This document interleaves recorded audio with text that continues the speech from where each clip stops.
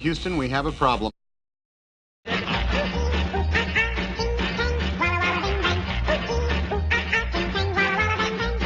No!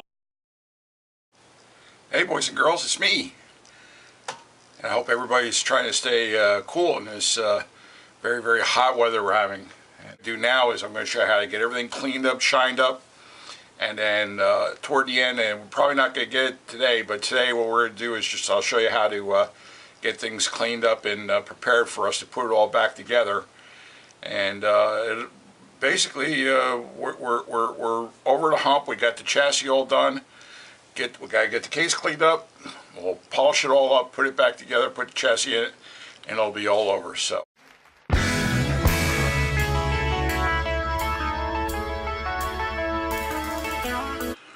Okay, boys and girls, I'm over by my slop sink right now. Hello! Got the flip up part of the box here, and what I've done is I have a pail inside my slop sink, and I've taken a towel and I just have it laid over in between this and the bucket so nothing happens to it. The last thing you want to do is to take a faucet or put water directly on this thing. That's the last thing you want to do. These things are underneath the stag. There's wood under here, and if that wood gets wet, this thing's going to warp and get all weird, and it's going to do things to the stag underneath because it could separate. So we don't want that to happen.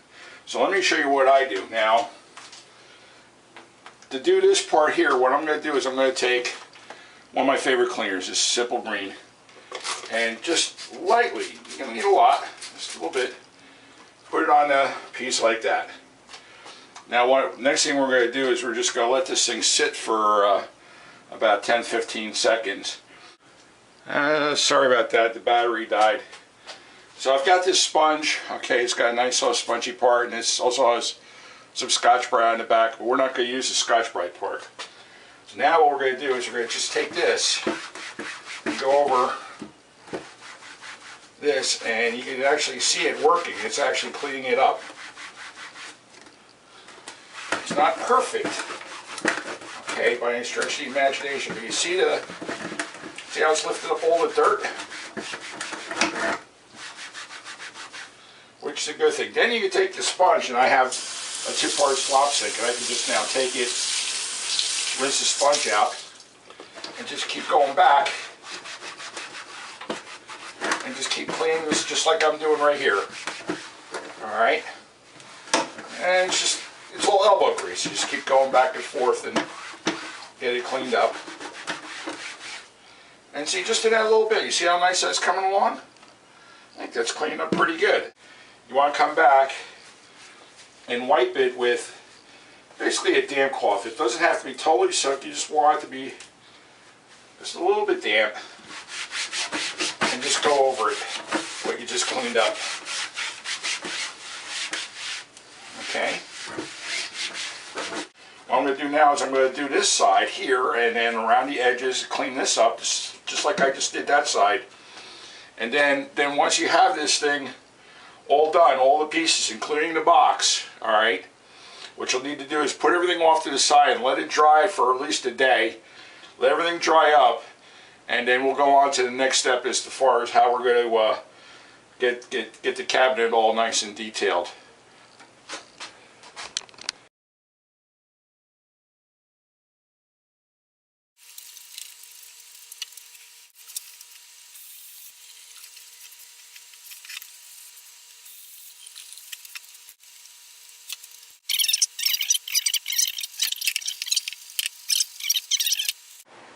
Okay, you can see the wave magnet here sitting on top of my pail in the sink. Now, I could take a sponge like this and just go over the top of this thing, but I don't want to do that because I'm afraid of loosening up any of the lettering. So here's a situation where you could actually take, I got this faucet right here, I just run it under the faucet, not even touch it.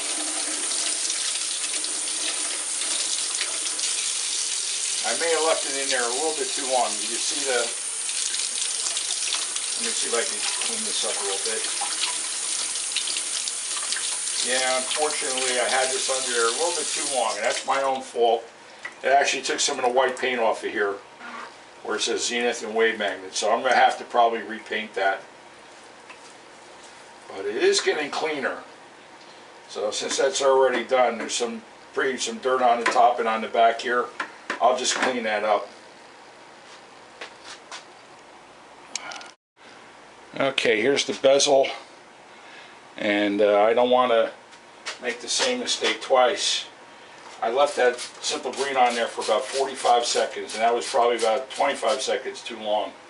So here I am, I'm spraying this bezel the same way, and this will lighten up these letters right here. I think I'm going to just be real quick on this one. We'll just leave it on there for about 10 seconds or so, maybe a little bit longer. And now we'll just hose it off. And that's the result I was looking for. You can see, just rinsing that off, you see how nice and bright these letters are right here for the different bands. That's what I was looking for. And now for the rest of it, I just take my toothbrush, go in here, the speaker area, because that usually gets kind of dusty. And it's all these little touches around these holes, even between the bands, and holes where the buttons come up and through. Little things like that. And then what I'll do is I'll just take some liquid soap, just give it a good cleaning. And I'll do both sides. Never, never, never put the simple green on the backside where it has all the lettering, because what's gonna happen is the lettering will disappear. So just trust me on that one. Just soap and water on that, and that'll be enough. I'll just rinse this off. Okay, here's our wave magnet we just cleaned. But you see how the logo on top is kind of, got a light up here. See how it's kind of like dull and kind of faded looking? We're going to try to get that back to life. And this is what we're going to use on this. We're going to use some Mother's Mag and aluminum polish. So here's what I'm going to do. We're going to take the toothbrush we just used. Now we're going to use it again. Put a little bit on there. And just kind of work it around, like so. And then take something soft. I'm going to use this towel. And the rest of this then just kind of becomes elbow grease. Until it just keeps getting better. You see how nice that started to look now? It's actually got a little bit of a shine to it.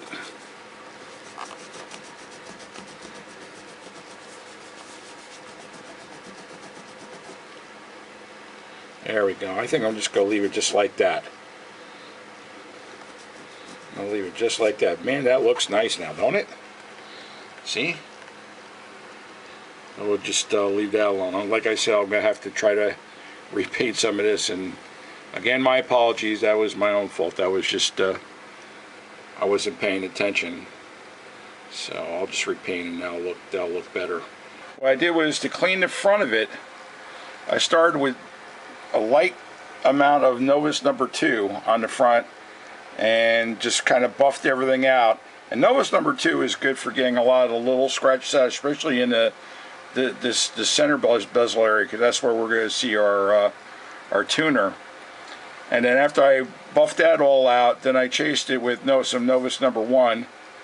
And I sprayed the whole thing down with that and then wiped that off. And then while the rag was still a little bit damp with the Novus number 1, I went ahead and just lightly went over the dial pointer area back here. You don't want to spray it directly on here. You don't want to put it on here heavy at all. Otherwise, all your lettering here, which denotes all your bands, you know, from the broadcast on the bottom all the way up, all these, they will disappear into your rag. So, okay, next we're going to polish this latch, but first I want to show you my Blue Man Group imitation. Hi boys and girls, it's me. I got gloves on, both my hands. I'm going to need it because I'm going to be hand polishing the latch with some Mother's and then a little bit later, where I can't get into these little crevices and things like that, what I'm going to do is I'm going to take, I have some Q-tips, I'm going to put them on a Dremel at a slow speed, and I'll use that to get in.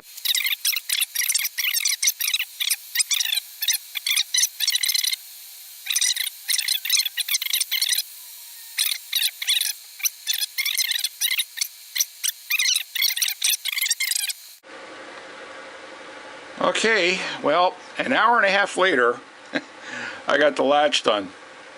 Look at that latch, the upper latch compared to the bottom latch, which I haven't touched yet. So this looked like this, and with an hour and a half of little elbow grease and some polish, and I got this looking really nice. So I still have to do the bottom portion of the latch. I got these two pieces of brass, which actually holds down for the handle on the top of the radio, and these two screws for the wave magnets. So I still have to polish them up yet. And once I do everything polished, I gotta wash all these parts with soap and water. And then what we're gonna do is later on, we're actually gonna take some clear lacquer, which is what Zenith did. They had all this nice brass work, and they painted clear lacquer over it. So, okay, boys and girls, now I want to address the wave rod antenna. And if you remember that, we were trying to, initially when we were looking at it, you went to turn this to the opening. So you see how this clip kind of rides that ring around here, and then there's an opening. Once you reach the opening, this thing is supposed to spring right up. So because of the length of the antenna, a lot of these tips got bent, and of course it wasn't very thick metal, so it was kind of easy to bend. So let me show you how I go about this. This is a little bit tricky. So what you might want to have close by is needle nose pliers that have like a flat surface like these do here. Okay, and I'll show you why in a second. First of all, we have to predetermine what area is bent, or the area that we want to basically try. What we're going to try to do is we're going to try to bend this back into place. So I'm just going to extend this guy a little bit. Okay, and next step is I have an old machinist straight edge right here, a little 6-inch ruler, metal ruler, and what I like to do is I usually go down to the section down and hold it against that, because the odds are pretty good that that's straight. And then I take it and I rotate this a little bit, and if you can see right there, see how it's going away? And from the looks of things, it looks like the bend is right about here, because you can see how much gap is there. What I do is I look for the area with the biggest gap, and this seems to have the most gap right there. So what I'm going to do is I'm going to take these needle nose, and I'm going to try it. Now I'm going to need 2 hands for this, so you're not going to actually physically see me do this. So what I'm going to do is I'm going to actually have to try to make almost like 2 bends in it. One to get this rod kind of straight again, and then another one to get it back into place. So let me have at it here. Okay, I've been adjusting this. This actually had 2 bends in it, and the way I could tell is I could rotate it, and you can see actually where the bends are in the antenna, and then you can double check it against the straight edge. But now, it's not perfect, but it's pretty darn good. See how it's popping up now? That's what we're looking to get. That's basically how Zenith had it when it was new. This is the top from the radio, and what I'm going to do now is I'm going to put some black shoe polish on here, which I just happen to have right here. Okay, we're going to take it. Got a toothbrush here that I use. I just don't need a lot. And I'm just going to cover this guy up. Oop, I didn't mean to do that. Oop. Sorry about that.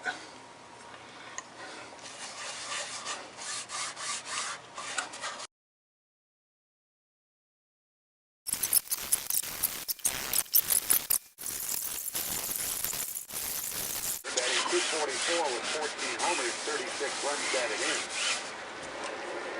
Square to the belt. Well, boys and girls, that's it for today. So, give you a little time to get your case all polished up, and if you wanted to do so, polish the brass and detail all your hardware and do those little things to make it real nice. So, anyway, I hope you enjoyed the video. I hope it's been informative, and I'll catch you next time. And next time what we're going to do is we're going to actually put this radio back together, and it's going to be done. Then you actually can play it, enjoy it, and show it to your friends. So stay tuned, because it's only in maybe a week or so away.